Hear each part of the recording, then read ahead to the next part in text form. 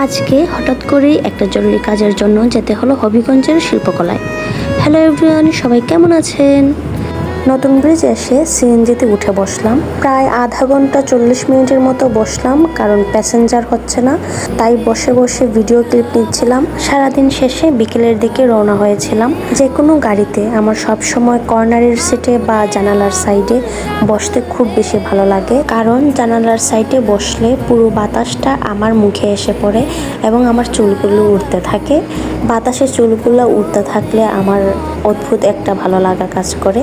তারপর হবিগঞ্জ শিল্পকলায় এসে পৌঁছালাম এবং পৌঁছে দেখি পহেলা বৈশাখের প্রস্তুতি চলছে পুরোদমে।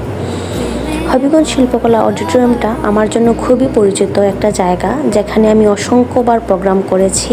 মজার ব্যাপার হলো, এতবার আসার পরও কখনো দর্শক হয়ে বসে প্রোগ্রাম দেখা হয়নি। সবসময় ছিলাম মঞ্চের মানুষ, একজন পার্টিসিপেন্ট। আজ সেই পরিচিত পরিবেশ, কিন্তু অনুভূতিটা